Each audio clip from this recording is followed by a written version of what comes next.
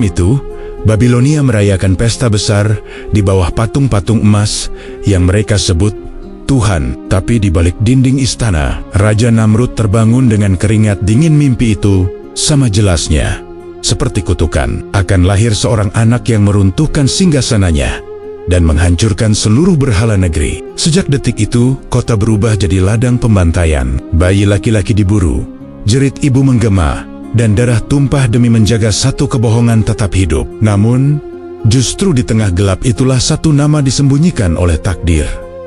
Ibrahim. Kelak, pemuda ini tidak datang membawa pasukan, hanya satu kapat, satu kalimat yang mematikan logika berhala, dan satu keberanian yang membuat raja yang mengaku Tuhan tak mampu menjawab. Sebelumnya, bantu subscribe, like, dan tulis amin di kolom komentar. Semoga rezekinya lancar. Amin ya robbal alamin. Di masa yang sangat lampau, berdirilah sebuah negeri besar bernama Babilonia. Dari kehauan kota ini tampak makmur dan berkilau. Bangunan tinggi menjulang, pasar ramai oleh perdagangan, dan istana megah berdiri di pusat kekuasaan. Namun di balik kemakmuran itu, jiwa manusia di negeri ini hidup dalam kegelapan yang pekat. Mereka tidak mengenal kebebasan berpikir. Akal sehat dikurung oleh tradisi, dan hati dikunci oleh rasa takut. Setiap sudut kota dipenuhi patung-patung batu yang mereka sebut Tuhan, benda bisu yang dipuja dengan penuh harap. Di atas negeri itu berkuasa seorang raja yang namanya diucapkan dengan gemetar, Raja Namrud. Ia bukan sekadar penguasa wilayah, melainkan penguasa rasa takut manusia. Dengan pasukan besar dan kekayaan melimpah, Namrud menanamkan keyakinan bahwa dirinya adalah sumber kehidupan dan kematian. Ia mengaku sebagai Tuhan, dan siapapun yang menentangnya dianggap musuh negara. Di istananya yang dipenuhi emas dan permata, Namrud duduk di singgasana dengan wajah penuh keangkuhan, menikmati rakyat yang bersujud bukan kepada Tuhan yang Maha Esa, melainkan kepadanya. Untuk menjaga kebohongan tetap hidup, Namrud dikelilingi para pendeta istana. Mereka adalah penjaga narasi palsu. Jika hujan turun, mereka berkata itu karena kemurahan Namrud. Jika panen berhasil, itu berkat berhala dan restu raja. Namun bila bencana datang, rakyatlah yang disalahkan karena dianggap kurang taat. Dengan cara itulah kebenaran dipelintir dan kebohongan diwariskan dari generasi ke generasi. Anak-anak tumbuh dengan keyakinan bahwa patung batu adalah pelindung dan raja adalah pengatur takdir.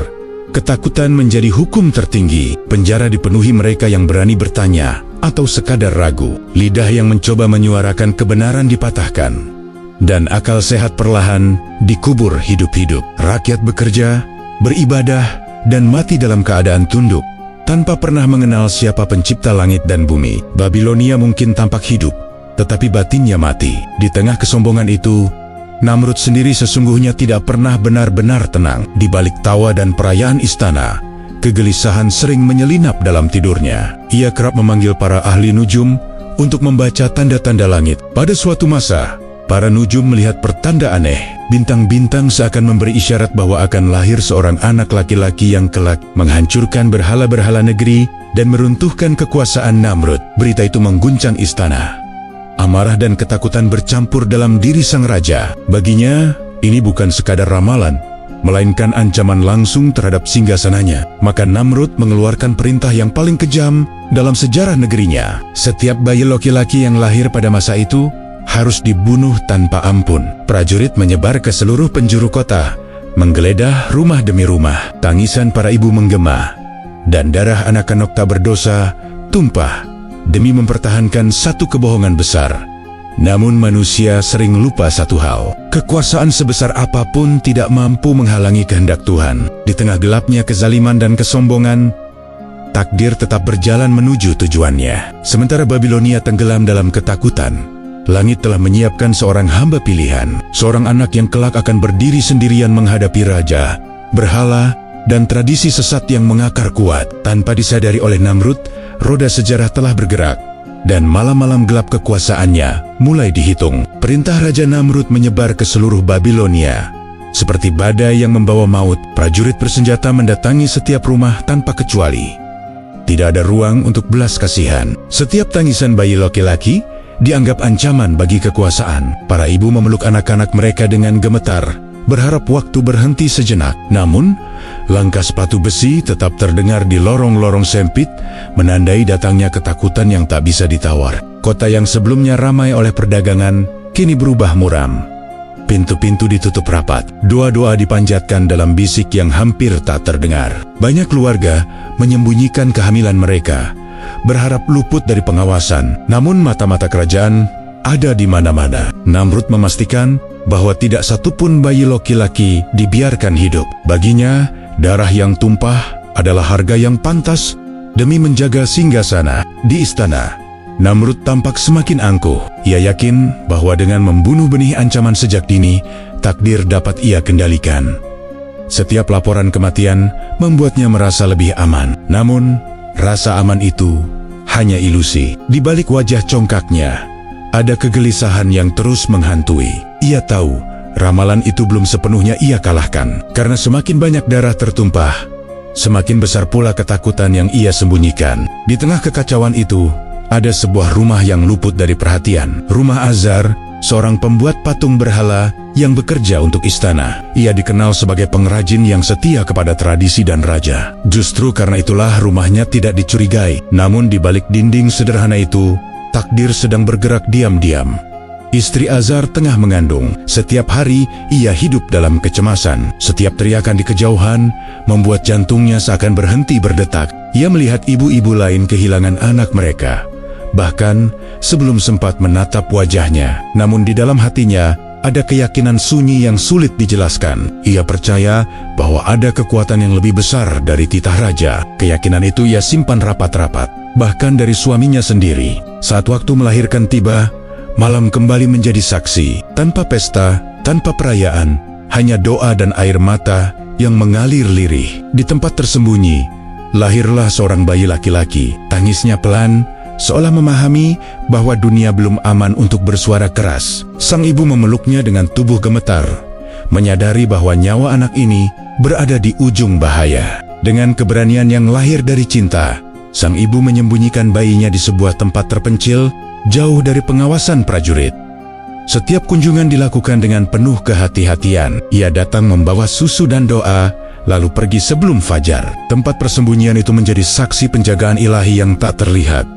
Ajaibnya, bayi itu tumbuh sehat dan kuat. Tangisnya jarang terdengar, seolah dilindungi oleh ketenangan yang bukan berasal dari dunia. Sementara itu, pembantaian terus berlangsung. Namun, kegelisahan Namrud tak pernah benar-benar reda. Para ahli nujum kembali dipanggil, tetapi tanda-tanda langit justru semakin sulit ditafsirkan. Mereka hanya bisa berkata bahwa takdir tidak dapat dihentikan sekeras apapun usaha manusia. Kata-kata itu membuat Namrud murka, namun ia tak mampu membantahnya. Tanpa disadari oleh siapapun, seorang anak telah selamat dari titah darah singgasana. Di tengah negeri yang tenggelam dalam ketakutan, satu nyawa dijaga oleh kehendak Tuhan. Bayi itu kelak akan tumbuh membawa cahaya di zaman gelap. Dan sementara Babilonia masih diselimuti jeritan, sejarah telah mencatat satu awal yang tak bisa dihapus. Waktu berjalan perlahan di tengah bayang-bayang ketakutan. Perintah pembantaian masih berlaku, namun prajurit mulai jarang datang ke rumah Azar. Istana menganggap ancaman telah sirna. Banyak bayi telah dibunuh, dan Babilonia kembali pada rutinitasnya yang muram. Di balik kelengahan itulah, seorang anak kecil tumbuh dalam senyap, dijaga oleh cinta seorang ibu dan kehendak Tuhan yang tak terlihat. Bayi itu diberi nama Ibrahim. Sejak hari-hari awal kehidupannya, ada ketenangan yang berbeda pada dirinya. Tangisnya tidak keras, tidurnya nyenyak, dan matanya sering terbuka menatap langit-langit gua tempat ia disembunyikan. Sang ibu kerap memandang wajah kecil itu dengan perasaan campur aduk antara takut dan harap. Ia tahu, jika rahasia ini terbongkar, nyawa anaknya tak akan terselamatkan. Namun setiap kali rasa cemas datang, hatinya dikuatkan oleh keyakinan bahwa Tuhan yang menjaga kehidupan ini tidak pernah lalai. Tahun-tahun awal Ibrahim dilewati jauh dari hiruk-pikuk kota. Ia dibesarkan dalam keheningan, tanpa patung-patung besar, tanpa ritual berhala, dan tanpa sorak kekuasaan Namrud. Lingkungan sunyi itu membentuk kejernihan batin yang jarang dimiliki anak seusianya. Ketika ia mulai berjalan dan berbicara, kecerdasannya tampak jelas. Ia cepat memahami, peka terhadap sekitar, dan sering terdiam memikirkan hal-hal yang tak dipahami anak-anak lain. Ketika keadaan dirasa aman, sang ibu membawa Ibrahim kembali ke rumah. Azar menyambut anak itu tanpa curiga. Baginya, Ibrahim hanyalah putra yang lahir setelah masa sulit berlalu. Azar tidak pernah tahu betapa nyawa anak ini pernah berada di ambang kematian. Ia hanya melihat Ibrahim tumbuh menjadi anak yang pendiam, namun tajam pengamatan. Sejak kecil, Ibrahim sering mengikuti ayahnya ke bengkel patung. Di tempat itulah benih pertanyaan mulai tumbuh. Ibrahim memperhatikan ayahnya memahat batu menjadi patang-patang yang indah. Ia melihat bagaimana patung itu dibuat dari awal, tak bernyawa, tak bergerak, dan tak mampu berbicara. Setiap pahatan terbentuk oleh tangan manusia. Dalam benaknya yang jernih, muncul keheranan yang sulit diusir. Bagaimana mungkin benda yang dibuat oleh tangan ayahnya sendiri disembah sebagai Tuhan? Ibrahim kecil tidak langsung membantah. Ia hanya mengamati. Ia melihat orang-orang datang membawa persembahan, berbicara pada patung, lalu pulang dengan harapan palsu. Ia melihat bagaimana patang-patang itu tetap diam, tak peduli pada doa atau air mata manusia. Setiap kali menyaksikan itu, hatinya terasa kosong. Ada sesuatu yang tidak selaras dengan fitrah yang ia rasakan. Di luar rumah Babilonia kembali sibuk. Perdagangan berjalan, upacara berhala terus digelar, dan nama Namrud tetap dielu-elukan. Namun bagi Ibrahim, semua itu terasa asing. Ia lebih tertarik memandang langit, memperhatikan matahari terbit dan tenggelam, mengamati bintang-bintang di malam hari. Ia merasa ada keteraturan yang agung di balik semua itu, sebuah kekuatan yang tidak mungkin disamakan dengan batu atau patung. Pertanyaan demi pertanyaan menumpuk dalam benaknya. Siapakah yang menciptakan langit ini? Siapakah yang menggerakkan matahari? Siapakah yang memberi kehidupan? Ibrahim belum memiliki jawaban. Namun hatinya menolak untuk menerima kebohongan yang diwariskan kaumnya. Penolakan itu tumbuh perlahan, seperti benih yang menunggu waktu untuk muncul ke permukaan. Tanpa disadari oleh orang-orang di sekitarnya, anak yang dulu diselamatkan dari titah darah, kini tumbuh membawa potensi perubahan besar. Di tengah negeri yang tenggelam dalam penyembahan berhala, Ibrahim menjadi satu jiwa yang tetap jernih. Dan meski saat itu ia masih seorang anak, takdirnya telah berjalan menuju sebuah misi yang kelak akan mengguncang raja, meruntuhkan berhala, dan mengubah arah sejarah. Seiring bertambahnya usia, pertanyaan di dalam diri Ibrahim tidak lagi bisa disimpan sebagai rasa heran semata. Ia tumbuh menjadi pemuda dengan ketajaman akal yang semakin jelas. Setiap hari ia menyaksikan kaumnya bersujud kepada patang-patang yang dibuat dari batu dan kayu. Ritual itu dilakukan dengan penuh keyakinan.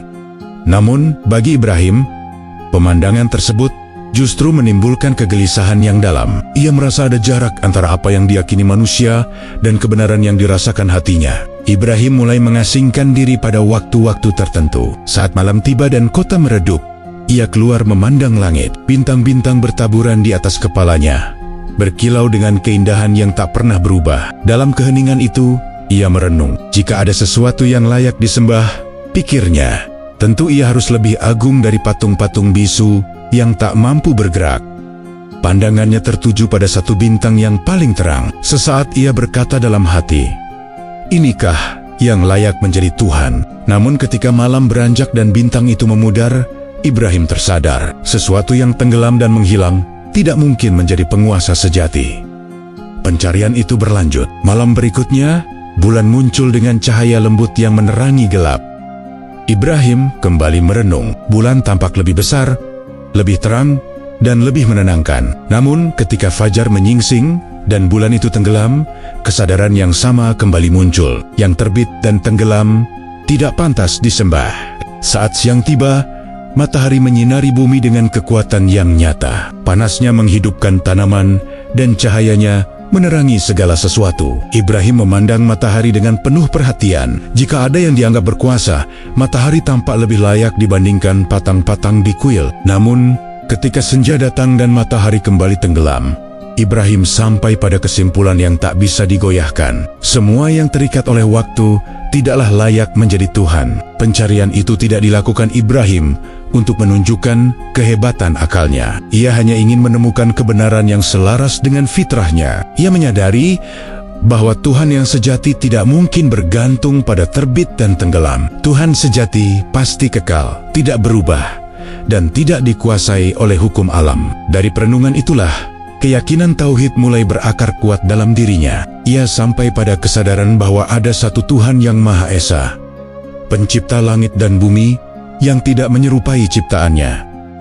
Kesadaran itu membawa beban besar. Ibrahim tahu, kebenaran yang ia temukan berseberangan dengan keyakinan seluruh kaumnya, termasuk ayahnya sendiri. Ia memahami bahwa menyuarakan keyakinan ini berarti menantang tradisi, pendeta, dan kekuasaan. Namun, diam juga bukan pilihan. Setiap kali ia melihat manusia menundukkan diri pada patung, hatinya terasa sesak. Ia merasa bertanggung jawab untuk mengingatkan, meski tahu jalan ini akan penuh penolakan. Ibrahim mulai berbicara dengan hati-hati. Ia tidak langsung menghantam keyakinan kaumnya. Ia bertanya, mengajak berpikir, dan menunjukkan kejanggalan dalam penyembahan berhala. Namun respons yang ia terima seringkali berupa ejekan atau kemarahan. Bagi banyak orang, berhala bukan sekadar benda ibadah, melainkan simbol identitas dan kekuasaan. Mempertanyakannya sama saja dengan mengguncang fondasi kehidupan mereka. Meski demikian, Ibrahim tidak mundur. Pencariannya telah berakhir, dan keyakinannya kini mantap. Di bawah langit yang sama yang disaksikannya sejak kecil, ia menemukan Tuhan yang tidak terlihat oleh mata, namun dirasakan oleh hati dan akal. Tanpa ia sadari, pencarian sunyi itu telah mempersiapkannya untuk sebuah langkah besar. Langkah yang kelak tidak hanya mengguncang keyakinan kaumnya, tetapi juga menggetarkan singgasana raja yang mengaku Tuhan. Keyakinan tauhid yang berakar kuat di hati Ibrahim tidak lagi bisa ia simpan sendiri. Setiap hari ia menyaksikan kebiasaan kaumnya yang menurutnya bertentangan dengan akal dan fitrah.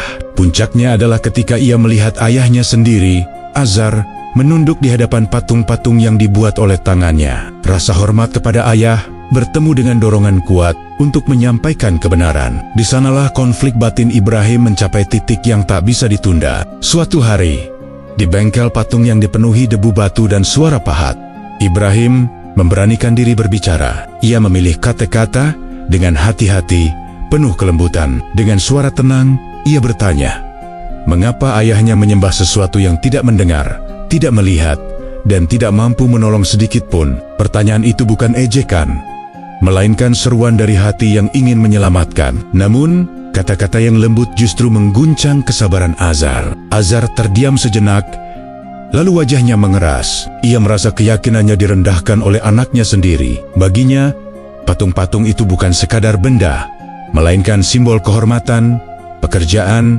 dan tradisi turun-temurun. Dengan nada tinggi, Azar membentak. Ia menuduh Ibrahim menghina Tuhan-Tuhan kaumnya. Ia mengancam akan mengusir Ibrahim jika terus berbicara seperti itu. Bengkel yang biasanya ramai kini dipenuhi ketegangan yang menusuk. Ibrahim tidak membalas dengan kemarahan. Ia menahan emosi dan tetap berbicara dengan hormat. Ia mengatakan bahwa dirinya hanya menginginkan keselamatan ayahnya. Ia mengingatkan bahwa kekuasaan sejati tidak mungkin dimiliki oleh batu yang dibuat manusia. Namun, tembok kebiasaan terlalu tebal untuk ditembus dalam satu percakapan. Azar menutup telinganya. Baginya, menerima kebenaran berarti mengakui bahwa seluruh hidupnya dibangun di atas kesalahan. Penolakan dari ayahnya menjadi pelajaran pahit bagi Ibrahim. Ia menyadari bahwa menyampaikan kebenaran seringkali melukai ego orang-orang terdekat. Namun penolakan itu tidak memadamkan tekadnya. Justru sebaliknya, ia semakin yakin bahwa jalan tauhid memang tidak mudah. Ia mulai memahami bahwa kesabaran adalah bagian dari amanah yang harus ia pikul. Setelah peristiwa itu, Ibrahim memperluas seruannya. Ia berbicara kepada orang-orang di pasar, di jalanan, dan di sekitar kuil berhala. Ia tidak datang dengan teriakan atau ancaman. Ia mengajak berpikir. Ia bertanya tentang siapa yang menciptakan langit dan bumi, siapa yang memberi rezeki, dan siapa yang mengatur kehidupan. Beberapa orang terdiam, seolah ada suara dalam hati mereka yang terbangun. Namun banyak pula yang mencibir dan menertawakan. Bagi para pemuka kaum, kata-kata Ibrahim terasa berbahaya. Jika rakyat mulai berpikir kekuasaan dan pengaruh mereka akan runtuh, maka mereka mulai memperingatkan orang-orang agar menjauhi Ibrahim. Ia dilabeli sebagai pemuda pembawa kekacauan. Perlahan, Ibrahim dijauhi. Sapaan berubah menjadi bisik-bisik dan senyum berganti kecurigaan. Namun ia tetap melangkah dengan tenang, menyadari bahwa tugasnya hanyalah menyampaikan, bukan memaksa. Di malam, Ari Ibrahim kembali bermunajat. Ia memohon kekuatan untuk tetap lurus di jalan kebenaran. Ia tahu badai yang lebih besar sedang menunggu. Kaumnya belum berubah dan para penguasa mulai gelisah. Namun di balik semua itu ada tekad yang kian mengeras. Ibrahim menyadari bahwa kata-kata saja mungkin tidak cukup untuk mengguncang keyakinan yang telah membatu. Kaumnya membutuhkan sebuah pelajaran nyata. Tekad itu belum ia wujudkan. Namun, arah langkahnya telah jelas. Di bawah langit Babilonia yang sama, Ibrahim bersiap mengambil langkah yang akan menggetarkan seluruh negeri. Sebuah tindakan yang kelak memaksa manusia melihat kenyataan tentang berhala yang mereka agungkan. Hari-hari berlalu dengan suasana yang semakin menekan. Ibrahim merasakan perubahan sikap di sekelilingnya. Tatapan orang-orang menjadi lebih tajam. Percakapan terhenti saat ia mendekat, dan bisik-bisik mengikuti langkahnya. Ia tidak lagi dianggap sekadar pemuda yang gemar bertanya, melainkan ancaman bagi tatanan yang telah lama mapan. Namun di tengah penolakan itu, batin Ibrahim justru semakin tenang. Ia tahu, kebenaran seringkali diuji dengan kesunyian dan kesendirian. Ibrahim tidak berhenti mengamati. Ia melihat bagaimana ketakutan dipelihara oleh para pemuka kaum. Setiap ritual berhala diiringi janji keselamatan, namun juga ancaman bencana jika tidak taat. Rakyat didorong untuk tunduk, bukan untuk memahami. Ibrahim menyadari bahwa masalah terbesar bukanlah patang-patang batu itu sendiri, melainkan cara manusia mematikan akal dan menyerahkan hati pada kebohongan. Di sanalah ia melihat akar kesesatan yang sebenarnya. Di waktu-waktu sepi, Ibrahim merenung lebih dalam. Ia bertanya pada dirinya, apa yang harus dilakukan agar manusia mau berpikir? Ia telah berbicara dengan kata-kata yang lembut, bertanya dengan logika yang jernih, namun hasilnya masih sangat sedikit. Kebanyakan orang lebih memilih kenyamanan tradisi daripada kebenaran yang menuntut perubahan. Ibrahim memahami bahwa keyakinan yang diwariskan turun-temurun tidak mudah digoyahkan. Tekanan juga datang dari rumah. Azar semakin dingin terhadap Ibrahim. Bengkel patung yang dulu menjadi tempat kebersamaan kini terasa asing. Setiap pahatan batu seakan menjadi dinding yang memisahkan ayah dan anak. Ibrahim merasakan luka itu, namun ia tidak membiarkannya berubah menjadi kebencian. Ia tetap menghormati ayahnya, meski keyakinan mereka berjalan berlawanan. Dalam diam, ia berdoa agar suatu hari hati ayahnya terbuka. Sementara itu, para pemuka kaum mulai menyusun langkah. Mereka merasa perlu memberi peringatan lebih keras. Beberapa di antara mereka mendatangi orang-orang yang terlihat sering berbincang dengan Ibrahim, mengancam akan mencabut perlindungan dan akses perdagangan. Cara itu efektif. Banyak yang memilih menjauh demi keselamatan diri dan keluarga. Ibrahim kembali berdiri hampir sendirian. Namun, ia tidak merasa kalah. Kesendirian itu justru membuat pikirannya semakin tajam. Ia mulai memahami bahwa perubahan besar seringkali dimulai dari satu tindakan yang tepat, bukan tindakan yang lahir dari amarah, melainkan dari kejelasan tujuan. Ia mengingat kembali semua patung di kuil utama, patung-patung yang dipuja dengan penuh ketundukan. Ia tahu, jika manusia dapat melihat dengan mata kepala sendiri bahwa patung-patung itu tak berdaya, maka setidaknya benih keraguan akan tumbuh. Pemikiran itu tidak datang sekaligus. Ia mengendap perlahan seperti air yang meresap ke dalam tanah. Ibrahim tidak tergesa-gesa. Ia menunggu saat yang tepat. Ia mengamati kebiasaan kaumnya, waktu-waktu ketika kota menjadi lengang, dan momen ketika perhatian manusia teralihkan. Semua itu ia simpan dalam ingatan tanpa ia ucapkan pada siapapun. Di malam hari, Ibrahim kembali memandang langit yang selalu setia menjadi saksi. Di bawah bintang-bintang, ia meneguhkan niatnya. Ia tidak tahu bagaimana akhir dari langkah yang akan ia ambil. Ia hanya tahu bahwa kebenaran harus diperlihatkan, bukan sekadar diucapkan. Dalam hatinya, ia menyerahkan segala kemungkinan kepada Tuhan yang Maha Esa.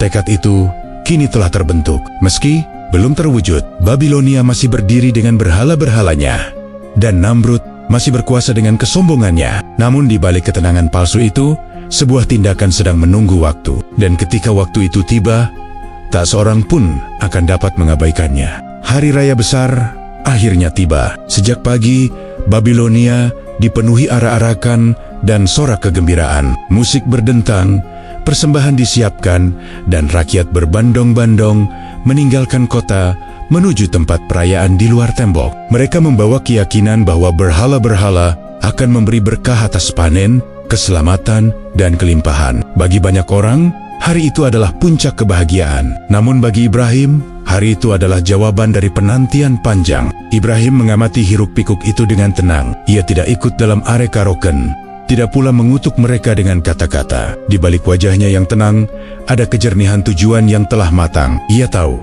inilah saat ketika kota akan lengang, ketika kuil-kuil berhala ditinggalkan tanpa penjaga. Bukan karena kelalaian, melainkan karena keyakinan palsu yang membuat manusia merasa aman meninggalkan Tuhan mereka sendirian. Saat matahari meninggi dan suara perayaan menjauh, jalan-jalan kota menjadi sunyi. Pintu-pintu rumah tertutup, angin berembus membawa sisa aroma dupa dari kuil. Ibrahim melangkah perlahan menuju bangunan suci yang selama ini menjadi pusat penyembahan. Setiap langkahnya mantap, bukan karena dorongan emosi, melainkan karena kejelasan niat. Ia tidak datang untuk melampiaskan amarah. Ia datang untuk menunjukkan kenyataan. Di dalam kuil, patung-patung berdiri berjejer. Ada yang besar, ada yang kecil, semuanya dihiasi emas dan perhiasan. Di hadapan patang-patang itu, sisa persembahan terletak rapi, seolah menunggu tangan ilahi untuk mengambilnya. Ibrahim memandang satu persatu dengan keheningan yang syarat makna. Ia berbicara lirih, bukan untuk menantang, melainkan untuk menegaskan. Ia bertanya, mengapa mereka tidak makan dari persembahan itu? Mengapa mereka tetap diam? Tak ada jawaban. Keheningan itu bukan kebetulan, melainkan bukti. Ibrahim berdiri sejenak, memastikan hatinya tetap lurus. Ia sadar, tindakan yang akan ia lakukan akan membawa konsekuensi besar. Namun ia juga sadar, jika manusia menutup mata terhadap bukti yang paling jelas, maka kesesatan akan terus diwariskan. Dengan tenang Ibrahim mengangkat alat yang ia bawa. Ia tidak terburu-buru. Satu persatu, patung-patung kecil dihancurkan. Batu runtuh, pecah, dan jatuh ke lantai kuil. Suara dentuman menggema di ruang yang biasanya dipenuhi doa. Setiap patung yang hancur menegaskan satu hal, benda-benda itu tak mampu melindungi diri mereka sendiri, apalagi manusia. Ibrahim tidak menghancurkan semuanya. Ia sengaja menyisakan satu patung terbesar yang paling diagungkan oleh kaumnya. Di leher patung itu, ia gantungkan alat yang sama. Tindakan itu bukan tipu daya, melainkan pesan yang jelas bagi siapapun yang mau berpikir. Setelah itu, Ibrahim melangkah pergi, meninggalkan kuil dalam keadaan porak-poranda. Menjelang senja, arak-arakan kembali ke kota. Kegembiraan mendadak berubah menjadi jerit dan amarah. Rakyat berlarian menuju kuil, menyaksikan kehancuran yang tak pernah mereka bayangkan. Tangisan dan teriakan saling bersahutan. Mereka bertanya-tanya siapa pelakunya, dan ingatan pun tertuju pada satu nama yang sering mempertanyakan berhala. Kota yang tadi sunyi kini bergemuruh. Amarah massa mengarah pada Ibrahim. Tanpa menunggu lama, ia ditangkap dan dibawa ke hadapan orang banyak. Di tengah kerumunan yang diliputi emosi, Ibrahim berdiri dengan ketenangan yang sama seperti saat ia melangkah ke kuil. Ia tahu pesan telah disampaikan. Kini, manusia dihadapkan pada pilihan, berpikir, atau mempertahankan kebohongan dengan kemarahan. Kerumunan membesar dengan cepat. Amarah yang malah dikeledak, menyatu menjadi satu suara yang menuntut balasan. Ibrahim digiring ke tengah alan-alan kota, dikelilingi wajah-wajah yang merah oleh emosi. Sebagian berteriak menuduh, sebagian lagi hanya menatap dengan mata yang dipenuhi kebingungan. Tak pernah ada peristiwa seperti ini sebelumnya. Berhala-berhala yang mereka puja sejak kecil hancur dalam satu hari, dan semua itu menuntut penjelasan. Ibrahim berdiri di hadapan mereka dengan ketenangan yang sulit dipahami. Tali di tangannya tidak mengikat keyakinannya. Ketika pertanyaan dilontarkan dengan nada tinggi, ia tidak menghindar.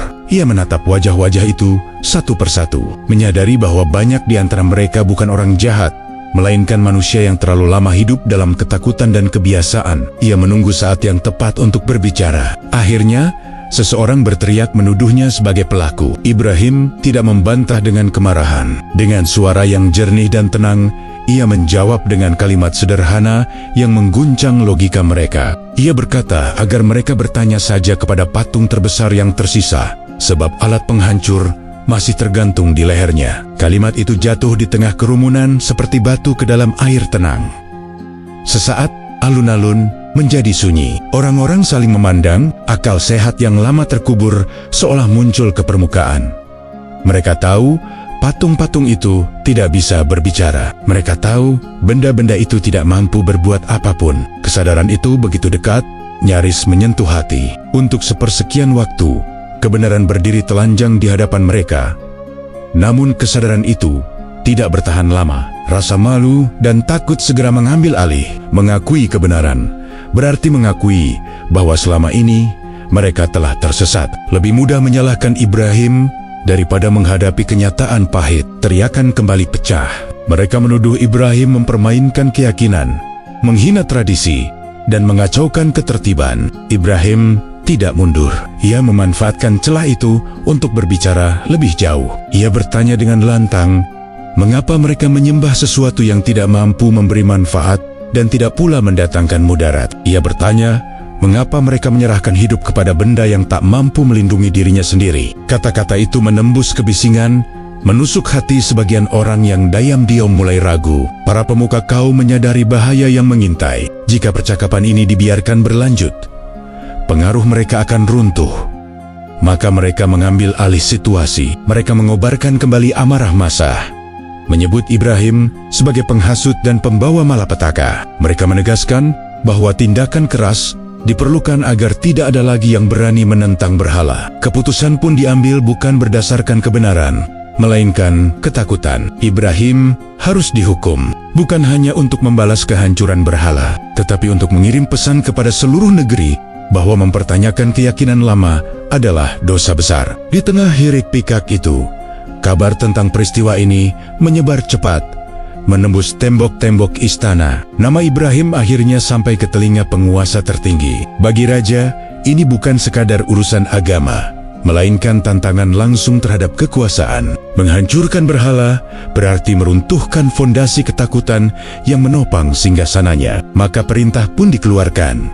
Ibrahim harus dibawa menghadap. Saat malam tiba, Ibrahim dibawa ke tempat penahanan sementara. Di tengah kesunyian, ia merenung tanpa penyesalan. Ia tahu, tindakannya telah memaksa manusia melihat kebenaran yang tak bisa lagi diabaikan. Esok hari, ia akan berdiri di hadapan kekuasaan terbesar di zamannya. Dan di sanalah, pertarungan antara tauhid dan kesombongan akan memasuki babak yang lebih berbahaya. Pagi itu, alun-alun Babilonia kembali dipenuhi manusia. Kabar tentang penghancur berhala telah berubah menjadi tontonan kekuasaan. Pasukan kerajaan membentuk barisan rapat, memastikan tak ada suara yang keluar dari batas yang ditentukan. Di tengah lapangan, sebuah singgasana didirikan lebih tinggi dari biasanya, agar semua mata tertuju ke satu arah. Raja Namrud akan hadir, dan negeri akan menyaksikan siapa yang berani menantang Tuhan mereka. Ibrahim digiring keluar dengan tangan terikat. Langkahnya tetap tenang, seolah ia melangkah menuju pertemuan yang telah lama ia persiapkan dalam doa. Wajah-wajah di sekelilingnya beragam, ada yang marah,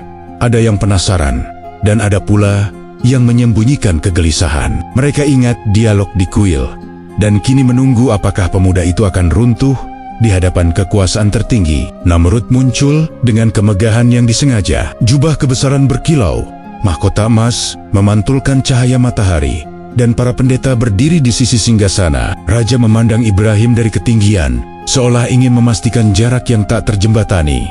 Dengan suara lantang, ia membuka pengadilan. Tuduhan dibacakan: penghinaan terhadap tuhan-tuhan negeri, perusakan ketertiban, dan hasutan yang mengancam keamanan. Ibrahim mendengarkan tanpa menyela. Ketika tiba gilirannya berbicara, ia tidak merendahkan kepala karena takut, juga tidak meninggikannya karena angkuh. Ia menatap singgasana dengan ketenangan yang membuat banyak orang terdiam. Ia berkata bahwa Tuhan yang ia sembah adalah Dia yang menghidupkan dan mematikan. Kalimat itu sederhana, namun terasa seperti ujian yang dilemparkan langsung ke pusat kekuasaan. Namrud tersenyum tipis. Ia memerintahkan 2 tawanan dibawa ke hadapan rakyat. Satu dibebaskan, satu lagi dihukum mati. Dengan bangga ia menyatakan bahwa ia pun dapat menghidupkan dan mematikan. Sorak-sorai terdengar, sebagian karena keyakinan, sebagian karena takut. Namun Ibrahim tidak terguncang. Ia memahami perbedaan antara mengambil nyawa dan menciptakan kehidupan. Dengan ketenangan yang sama, Ibrahim melanjutkan. Ia berkata bahwa Tuhan yang ia sembah menerbitkan matahari dari timur. Jika Namrud benar-benar berkuasa, terbitkanlah ia dari barat.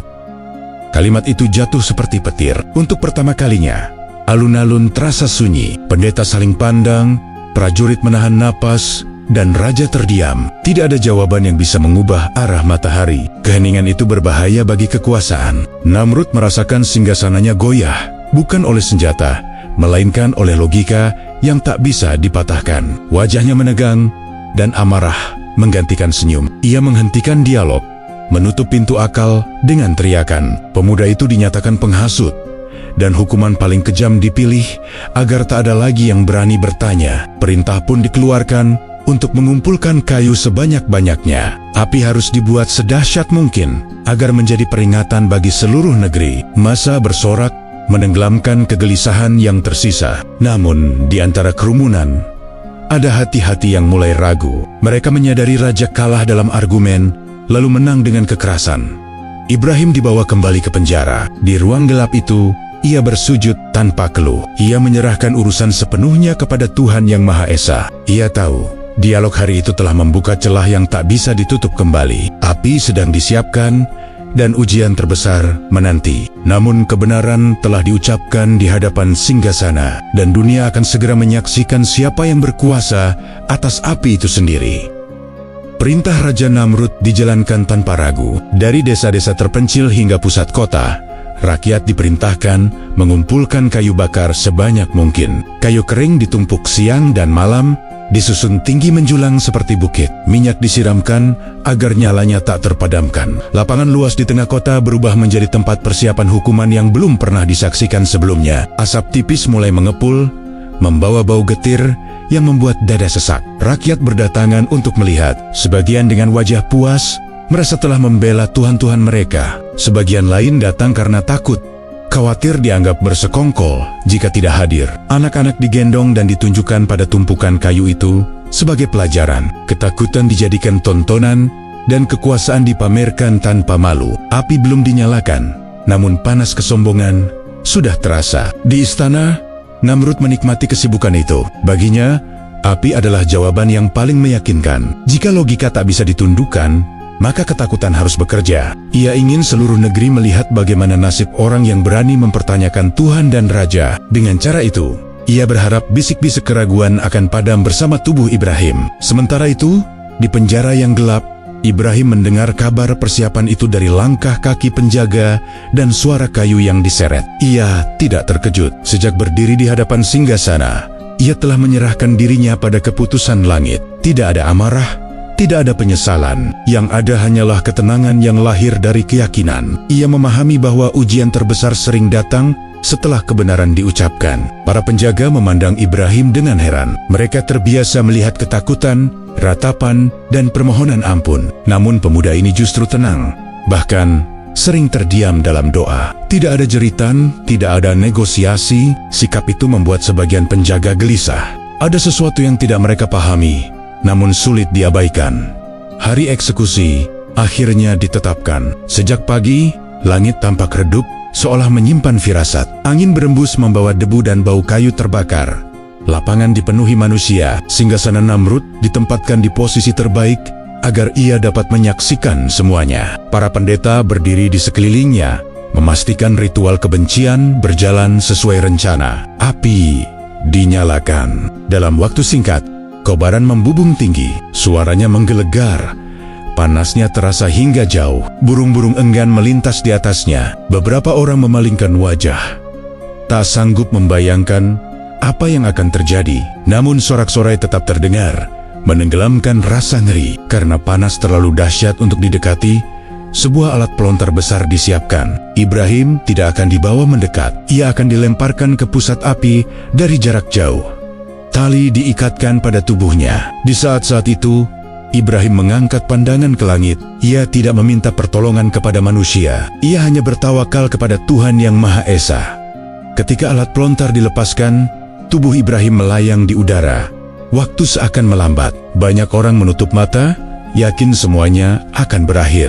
Namrud menatap dengan kepuasan yang dingin. Api mengaum, siap melahap apapun yang masuk ke dalamnya. Namun di balik kegaduhan itu, ada sesuatu yang tak terlihat oleh mata manusia. Sebuah perintah sedang turun, melampaui rencana manusia dan hukum alam. Api yang disiapkan dengan kesombongan akan segera diuji oleh kehendak Tuhan.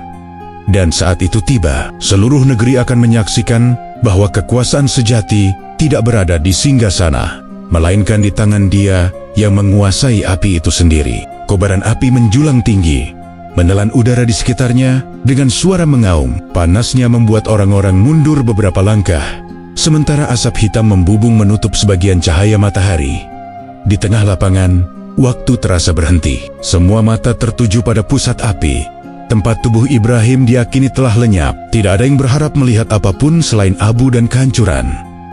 Namun keheningan yang aneh mulai terasa. Tidak terdengar jeritan kesakitan. Tidak ada teriakan yang biasanya mengiringi hukuman kejam. Yang terdengar hanyalah api yang perlahan kehilangan keganasannya. Orang-orang saling berpandangan, bingung oleh sunyi yang tak wajar. Beberapa hati mulai berdebar, seolah ada sesuatu yang melampaui rencana manusia sedang terjadi. Di balik kobaran itu, perintah ilahi telah turun. Api yang diciptakan untuk membakar kini diperintahkan untuk tunduk. Panasnya lenyap, keganasannya padam, dan yang tersisa hanyalah cahaya yang lembut. Di tengah api itu, Ibrahim berdiri dengan tenang. Tali yang mengikatnya terbakar tanpa melukai kulitnya. Pakaiannya utuh, wajahnya damai, seolah berada di tempat yang sejuk dan aman. Api mulai mengecil. Kayu-kayu yang tadi menyala hebat berubah menjadi arang. Asap menipis, dan pandangan manusia menembus ke pusat lapangan. Satu persatu orang terbelalak. Ibrahim melangkah keluar dari sisa sesa api dengan langkah mantap. Tidak ada luka, tidak ada bekas terbakar. Keheningan menyelimuti ribuan manusia yang menyaksikan peristiwa itu. Sebagian orang jatuh berlutut tanpa sadar. Air mata mengalir di wajah mereka. Akal dan hati mereka diguncang oleh kenyataan yang tak bisa dibantah. Patung-patung yang mereka sembah tak mampu melindungi diri sendiri. Sementara seorang hamba yang berserah diri kepada Tuhan keluar dari api tanpa cedera. Perbandingan itu terlalu jelas untuk diabaikan. Di singgasana wajah Namrud memucat. Kesombongan yang selama ini ia banggakan runtuh seketika. Api, senjata terakhirnya, gagal menjalankan perintahnya. Para pendeta di sekelilingnya panik. Mereka berbisik-bisik, mencoba mencari alasan. Ada yang menyebut sihir, ada pula yang menyebut kebetulan. Namun kata-kata itu terdengar hampa di hadapan mata ribuan saksi. Ibrahim memandang kerumunan dengan penuh ketenangan. Ia tidak merayakan keselamatan dirinya, tidak pula mengejek mereka yang ingin membakarnya. Dengan suara jernih, ia menyatakan bahwa Tuhan yang ia sembah adalah Tuhan yang menciptakan langit dan bumi, Tuhan yang berkuasa atas segala sesuatu. Kata-kata itu jatuh ke hati yang siap menerima, namun memantul dari hati yang tertutup oleh kesombongan. Bisik-bisik kebenaran mulai menyebar. Orang-orang membandingkan kejadian itu dengan dialog di alun-alun, dengan berhala-berhala yang hancur, dan dengan kebisuan singgasana saat ditantang logika. Bagi sebagian orang, iman mulai tumbuh. Namun bagi Namrud, mukjizat itu justru menjadi ancaman yang lebih besar. Amarah menggantikan keterkejutan. Namrud sadar bahwa jika Ibrahim tetap berada di negeri itu, pengaruhnya akan terus menggerogoti kekuasaan. Maka perintah baru pun keluar. Ibrahim harus diusir, bukan karena belas kasihan, melainkan karena ketakutan. Dengan menyingkirkannya, Namrud berharap luka di singgasananya bisa disembunyikan. Ibrahim meninggalkan lapangan dengan langkah tenang. Ia tidak membawa pengikut, tidak pula harta. Yang ia bawa hanyalah amanah dakwah yang belum selesai. Api yang tunduk telah menjadi saksi kebesaran Tuhan. Hari itu, Babilonia menyaksikan bahwa kekuasaan sejati tidak bisa dipaksakan dengan api, dan kebenaran tidak bisa dibakar. Mukjizat di lapangan itu mengguncang seluruh Babilonia. Api yang tunduk dan Ibrahim yang keluar tanpa luka menjadi pembicaraan di setiap sudut kota. Orang-orang membicarakannya dengan suara pelan, takut didengar, namun tak mampu menahan rasa heran. Banyak yang teringat dialog di hadapan singgasana dan berhala-berhala yang hancur. Di dalam hati mereka, keyakinan lama mulai retak, meski belum berani runtuh sepenuhnya. Namun di istana, suasana berubah mencekam. Namrud tidak lagi merayakan apapun. Wajahnya muram, tidurnya gelisah, dan pikirannya dipenuhi bayangan Ibrahim yang melangkah keluar dari api. Mukjizat itu tidak melembutkan hatinya, justru menyalakan api lain. Api keangkuhan yang lebih berbahaya. Mengakui kebenaran berarti mengakui kekalahan.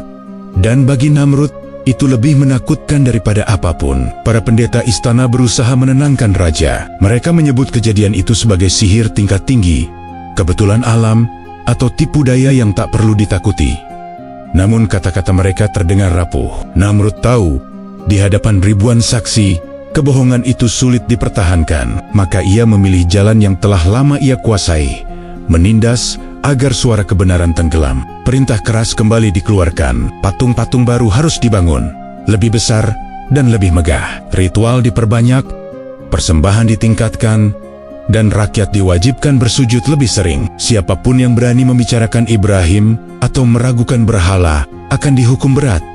Penjara kembali penuh. Ketakutan kembali dijadikan hukum. Namun ketakutan kali ini tidak bekerja seperti sebelumnya. Rakyat telah melihat sesuatu yang tak bisa dilupakan. Di pasar, di ladang, dan di rumah-rumah, bisik-bisik terus menyebar. Orang-orang membandingkan patung-patung yang tak bergerak dengan api yang tunduk pada perintah Tuhan. Sebagian mulai bertanya dalam diam. Pertanyaan itu sederhana, namun berbahaya bagi kekuasaan.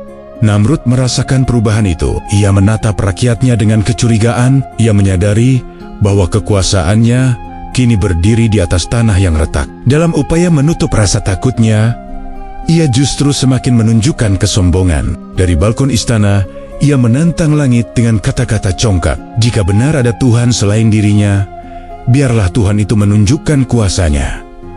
Tantangan itu bukan sekadar ucapan. Namrud memerintahkan persiapan besar, seolah ingin membuktikan bahwa tidak ada kekuatan yang mampu mengalahkannya. Pasukan disiapkan, senjata diasah, dan panji-panji dikibarkan. Ia berdiri di hadapan prajuritnya, menyatakan bahwa dirinya tetap penguasa hidup dan mati. Sorak-sorai terdengar, namun tidak lagi sekuat dulu. Banyak yang bersorak karena takut, bukan karena yakin. Di saat itulah tanda-tanda aneh mulai muncul. Serangga-serangga kecil tampak lebih banyak dari biasanya.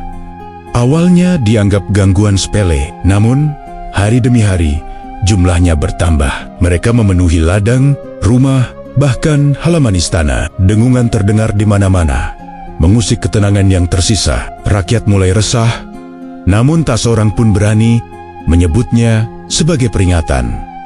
Namrud mengabaikan semuanya. Baginya, makhluk kecil tidak layak diperhitungkan oleh raja besar. Kesombongan membutakan matanya. Ia lupa bahwa Tuhan yang ia tantang berkuasa atas segala sesuatu, besar maupun kecil. Sementara itu, Ibrahim telah meninggalkan negeri itu, melanjutkan perjalanan membawa risalah tauhid. Ia menyerahkan urusan Namrud sepenuhnya kepada Tuhan. Babilonia tampak kembali tenang di permukaan. Namun di balik ketenangan palsu itu, keputusan langit telah ditetapkan. Kesombongan yang menantang kebenaran setelah melihatnya dengan mata kepala sendiri tidak akan dibiarkan tanpa balasan. Dan balasan itu tidak datang dengan gemuruh besar, melainkan dengan sesuatu yang kecil, lemah, dan sering diremehkan manusia. Apa yang semula dianggap gangguan kecil, perlahan berubah menjadi kegelisahan yang nyata. Serangga-serangga itu datang tanpa henti. Jumlahnya bertambah dari hari ke hari, memenuhi udara dengan dengungan yang menusuk telinga. Ladang-ladang mulai rusak. Tanaman layu sebelum waktunya, ternak gelisah dan mati satu persatu. Rakyat Babilonia mulai merasa bahwa sesuatu sedang terjadi, sesuatu yang tak dapat dijelaskan dengan kebiasaan lama. Para pendeta istana segera bertindak. Mereka membakar kemenyan, menggelar ritual, dan memperbanyak persembahan di hadapan patung-patung baru. Namun semua usaha itu tidak membawa hasil. Serangga-serangga itu tetap datang, menembus asap dan api, seolah tidak mengenal takut. Rakyat mulai berbisik, mengingat kembali peristiwa api yang tunduk dan kata-kata Ibrahim yang dulu dianggap penghinaan. Pasukan kerajaan pun terkena dampaknya. Prajurit-prajurit yang gagah mulai tumbang, bukan oleh pedang musuh, melainkan oleh makhluk kecil yang menghisap darah mereka. Tubuh mereka membengkak, demam menyerang, dan keberanian runtuh bersama kekuatan fisik. Kuda-kuda mengamuk, barisan menjadi kacau, dan ketertiban yang selama ini dijaga dengan ketakutan mulai retak. Istana Namrud yang megah tak luput dari serbuan. Tirai sutra, dinding batu, dan penjagaan ketat tidak mampu menghalangi meklik makhluk kecil itu. Dengungan memenuhi ruang-ruang istana, mengusik setiap jam istirahat. Pelayan berlarian menutup pintu dan jendela. Namun serangga-serangga itu menemukan celah sekecil apapun untuk masuk. Kemegahan yang dulu menjadi simbol kekuasaan kini berubah menjadi penjara yang menyesakkan. Namrud mulai kehilangan kendali. Amarahnya memuncak, namun tidak ada musuh yang bisa ia serang. Ia memerintahkan segala cara dilakukan. Api dinyalakan di setiap sudut, ramuan dibakar, dan penjagaan diperketat. Namun semakin keras usaha dilakukan, semakin nyata kegagalan yang dirasakan. Untuk pertama kalinya, raja yang mengaku Tuhan itu merasakan ketidakberdayaan. Di tengah kekacauan itu, satu makhluk kecil menembus pertahanan terakhir. Seekor nyamuk masuk melalui celah yang tak terlihat dan bersarang di tubuh Namrud. Sejak saat itu, penderitaan yang sesungguhnya dimulai. Rasa sakit menyerang tanpa henti. Namrud berteriak, memukul-mukul kepalanya sendiri, memerintahkan pelayan memukulinya agar rasa sakit itu berkurang. Raja yang dulu disembah kini meraung seperti orang tak berdaya. Hari demi hari berlalu, berubah menjadi tahan-tahan siksaan. Kesombongan yang dulu menjulang kini runtuh. Namun meski tersiksa, Namrud tetap menolak mengakui kebenaran. Lidahnya enggan mengucapkan pengakuan kepada Tuhan Yang Maha Esa. Hatinya telah membatu oleh keangkuhan yang dipelihara seumur hidup. Rakyat menyaksikan kejatuhan itu dengan perasaan campur aduk antara takut, iba, dan kesadaran yang terlambat. Akhirnya, pada suatu hari yang sunyi, Namrud menghembuskan napas terakhir. Tidak ada sorak-sorai, tidak ada upacara megah. Sang raja mati dalam kehinaan, jauh dari singgasana dan pujian. Berhala-berhala yang dulu ia lindungi berdiri bisu, tak mampu menolong tuannya sendiri. Babilonia terdiam, seolah menyadari bahwa kekuasaan terbesar pun dapat runtuh oleh makhluk yang paling kecil. Kabar kematian Namrud menyebar cepat. Para pendeta kehilangan wibawa. Rakyat mulai mempertanyakan segala yang selama ini mereka yakini. Untuk pertama kalinya, ketakutan tidak lagi menjadi satu-satunya pengikat kehidupan mereka. Di tempat yang jauh, Ibrahim mendengar kabar itu dengan hati yang tenang. Ia tidak bersukacita atas kehancuran manusia, melainkan bersyukur karena kebenaran telah ditegakkan. Peristiwa itu menjadi pelajaran abadi bahwa Tuhan tidak membutuhkan pasukan besar untuk meruntuhkan kesombongan. Cukup dengan satu makhluk kecil, dia mampu menjatuhkan kekuasaan yang paling angkuh. Dan dari sanalah sejarah mencatat bahwa kebenaran selalu menemukan jalannya, meski harus menunggu waktu yang panjang. Keheningan menyelimuti Babilonia setelah kematian Namrud. Kota yang dahulu dipenuhi teriakan perintah dan ritual ketakutan kini terasa hampa. Singgasana emas berdiri tanpa wibawa. Para pendeta yang dulu lantang kini kehilangan suara. Rakyat berjalan dengan langkah ragu, seolah baru terbangun dari mimpi panjang. Tidak ada lagi raja yang mengaku Tuhan, namun bekas ketakutan masih tertinggal di hati banyak orang. Sebagian rakyat mulai saling bertanya. Mereka mengingat kembali hari ketika api tunduk, ketika seorang pemuda keluar tanpa luka, dan ketika seorang raja runtuh oleh makhluk kecil. Pertanyaan itu tidak selalu diucapkan dengan lantang. Banyak yang masih takut pada beyang-beyang masa lalu. Namun, benih kesadaran telah tertanam. Keyakinan lama tidak lagi terasa kokoh seperti sebelumnya. Di tengah perubahan itu, Ibrahim tidak berada di Babilonia. Ia telah meninggalkan negeri tersebut setelah diusir. Kepergiannya bukan pelarian, melainkan langkah baru dalam amanah yang lebih luas. Ia berjalan meninggalkan tanah yang pernah ingin membakarnya, membawa keyakinan yang semakin matang. Di setiap langkah, ia menyadari bahwa tugas menyampaikan kebenaran tidak berhenti pada satu negeri. Perjalanan Ibrahim dipenuhi kesunyian dan renungan. Ia menyaksikan alam yang luas, gurun yang sunyi, dan langit yang sama yang dulu menjadi saksi pencariannya. Di dalam hati, ia memaknai semua yang telah terjadi. Api yang tunduk dan kejatuhan Namrud bukanlah tujuan akhir, melainkan penguat jalan. Ia memahami bahwa kemenangan sejati bukanlah runtuhnya musuh, melainkan tegaknya kebenaran di dalam jiwa manusia. Di tempat-tempat baru yang ia singgahi, Ibrahim kembali menyampaikan pesan tauhid dengan cara yang sama. Ia tidak memaksa, ia mengajak berpikir, bertanya, dan merenung. Sebagian orang mendengarkan dengan hati terbuka, sebagian lain menolak dengan alasan tradisi. Ibrahim tidak terkejut. Ia telah belajar bahwa perubahan membutuhkan waktu, dan kebenaran sering berjalan perlahan. Kesabaran menjadi bekal utamanya. Ia tidak lagi hanya menghadapi berhala batu dan raja angkuh, tetapi juga berhadapan dengan keraguan, kebiasaan lama, dan ketakutan manusia terhadap perubahan. Namun Ibrahim tidak merasa sendiri. Setiap kali rasa lelah datang, ia mengingat bahwa Tuhan yang menyelamatkannya dari api selalu bersamanya. Perjalanan itu juga mengajarkan Ibrahim tentang makna hijrah. Hijrah bukan sekadar berpindah tempat, melainkan berpindah sikap, meninggalkan kebiasaan lama menuju ketaatan yang lebih dalam. Dari satu negeri ke negeri lain, Ibrahim menata hidupnya sesuai perintah Tuhan, meski harus melepaskan kenyamanan dan kepastian. Sementara itu, kabar tentang kejatuhan Namrud dan keselamatan Ibrahim menyebar melampaui Babilonia. Kisah itu diceritakan dari mulut ke mulut, kadang dibumbui ketakutan, kadang disampaikan dengan kagum. Tanpa disadari, nama Ibrahim menjadi simbol keberanian dan keteguhan iman, bukan karena kekuatan fisik, melainkan karena ketundukan total kepada Tuhan.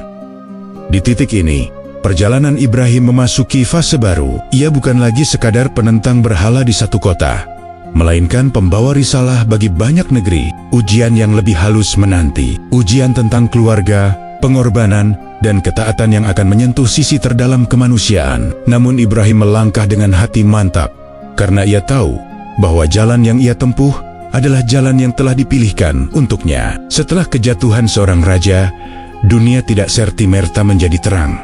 Namun satu hal telah berubah. Manusia telah melihat bahwa kesombongan pasti runtuh, dan kebenaran, meski ditekan, akan selalu menemukan jalannya. Dan di jalan panjang itulah, Ibrahim melanjutkan langkahnya menuju ujian iman yang lebih besar. Perjalanan Ibrahim berlanjut hingga ia tiba di wilayah yang asing dan sunyi. Tanah itu tandus, nyaris tak berpenghuni, dan jauh dari hiruk-pikuk kota. Langitnya luas, anginnya kering, dan siang harinya terasa menyengat. Di sanalah, dalam kesunyian yang tidak menjanjikan apapun secara lahir, Ibrahim menerima perintah yang menguji kedalaman ketaatannya. Perintah itu bukan tentang menentang raja atau meruntuhkan berhala, melainkan tentang menyerahkan kenyamanan dan rasa aman keluarga. Ibrahim membawa istrinya, Hajar, dan putra kecil mereka, Ismail, menuju lembah yang nyaris tak memiliki kehidupan. Langkah-langkah itu berat, namun ia melangkah dengan keyakinan. Setiap batu dan pasir menjadi saksi bisu keteguhan hati. Ketika mereka tiba, tidak ada rumah, tidak ada ladang, dan tidak ada mata air. Hanya keheningan yang luas dan langit yang tak berubah. Di tempat itulah Ibrahim berhenti. Saat tiba waktunya berpisah, Hajar memandang sekeliling dengan mata yang bertanya. Ia menyadari keadaan yang sulit, namun melihat keteguhan di wajah Ibrahim. Dengan suara yang tertahan, ia bertanya, "Apakah ini perintah Tuhan?" Ketika Ibrahim mengangguk, Hajar menenangkan hatinya. Ia tahu, perintah itu tidak akan membawa kebinasaan tanpa makna. Dengan keyakinan yang lahir dari iman, ia menerima takdir di lembah sunyi itu. Ibrahim melangkah pergi dengan hati yang diuji. Ia menoleh sejenak, lalu memanjatkan doa agar keluarga kecil itu dijaga dan diberi rezeki. Doa itu terbang di atas pasir, mengisi ruang yang kosong dengan harap. Ibrahim melanjutkan perjalanan, sementara Hajar dan Ismail tinggal di lembah yang sunyi, mengandalkan kepercayaan penuh kepada Tuhan. Hari-hari berlalu, persediaan air dan makanan menipis. Ismail menangis kehausan. Hajar berlari di antara dua bukit, memandang jauh mencari tanda kehidupan. Langkahnya cepat, napasnya berat, namun harapannya tidak padam. Ia bolak-balik, berusaha melihat sesuatu yang dapat menyelamatkan putranya. Setiap lari adalah doa yang bergerak, setiap pandangan adalah harapan yang tidak menyerah. Di saat keletihan mencapai puncak, pertolongan datang dari arah yang tak disangka.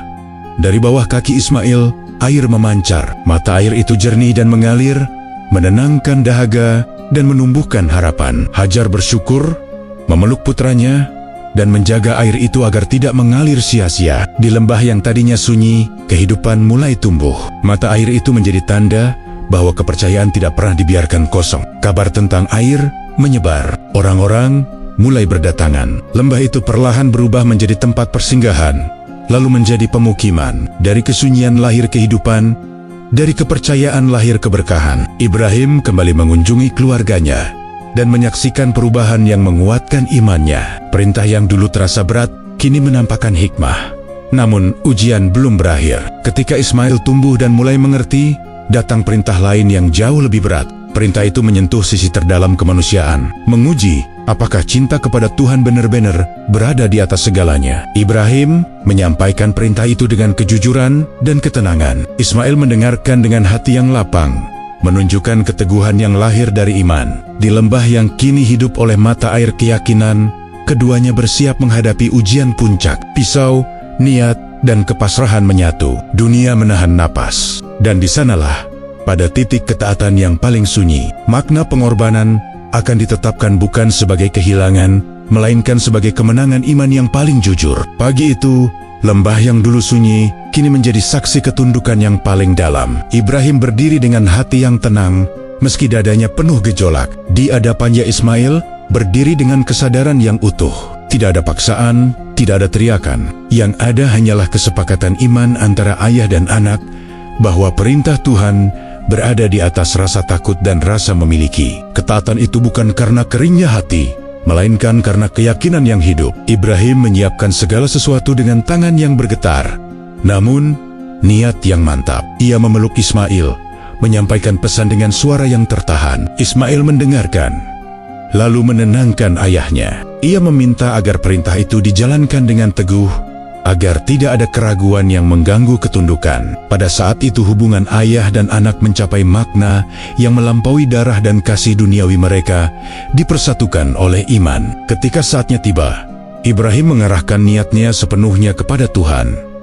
Pisau didekatkan dengan kehati-hatian. Dunia seolah berhenti. Angin terasa menahan napas. Pada detik itulah, perintah Tuhan datang sebagai rahmat yang menenangkan. Ismail digantikan dengan seekor hewan sembelihan. Ujian itu berakhir bukan dengan kehilangan, melainkan dengan penegasan bahwa ketundukan sejati tidak pernah bertujuan untuk menghancurkan manusia. Ibrahim terdiam sejenak, lalu bersujud penuh syukur. Air mata jatuh bukan karena duka, melainkan karena kelegaan yang mendalam. Ia memahami bahwa Tuhan tidak menghendaki darah, melainkan keikhlasan. Ujian itu bukan tentang menyembelih, tetapi tentang melepaskan. Melepaskan ego, melepaskan kepemilikan, dan menyerahkan segalanya kepada kehendak yang maha mengetahui. Ismail berdiri dengan senyum yang tenang. Ia telah melalui ujian yang membentuk jiwanya. Dari peristiwa itu, lahir teladan tentang kepasrahan dan keberanian yang tidak bergantung pada usia.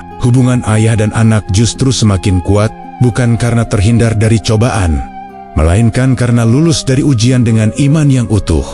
Lembah itu pun berubah menjadi pusat kehidupan. Mata air yang dulu menyelamatkan Ismail, kini menghidupi banyak orang. Orang-orang datang, menetap, dan membangun. Dari ketundukan lahir keberkahan, dari kesunyian lahir peradaban. Ibrahim menyaksikan semuanya dengan hati yang bersyukur, memahami bahwa perjalanan panjangnya dari menghadapi raja angkuh, api yang tunduk, hingga ujian keluarga adalah satu rangkaian yang saling terhubung. Di tahun-tahun berikutnya, Ibrahim terus mengajarkan tauhid dengan keteladanan. Ia tidak meninggalkan warisan berupa istana atau kekuasaan, melainkan prinsip hidup yang kokoh, bahwa Tuhan itu esa, bahwa kebenaran tidak memerlukan banyak pendukung untuk menjadi kuat, bahwa pengorbanan yang tulus tidak pernah sia-sia. Kisah Ibrahim menjadi pelajaran lintas generasi tentang keberanian menghadapi kesesatan, kesabaran menghadapi penolakan, dan ketundukan menghadapi perintah yang paling berat. Dari kisah itu, manusia diingatkan bahwa iman bukan sekadar ucapan, melainkan pilihan yang diulang setiap hari. Di bawah langit yang sama, warisan itu terus hidup. Setiap kali manusia memilih kebenaran di atas kenyamanan, memilih iman di atas kesombongan, dan memilih ketundukan di atas keinginan, disitulah jejak Ibrahim kembali menyala. Sebuah warisan yang tidak pernah padam, karena ditopang oleh ketulusan dan kepercayaan penuh kepada Tuhan yang Maha Esa.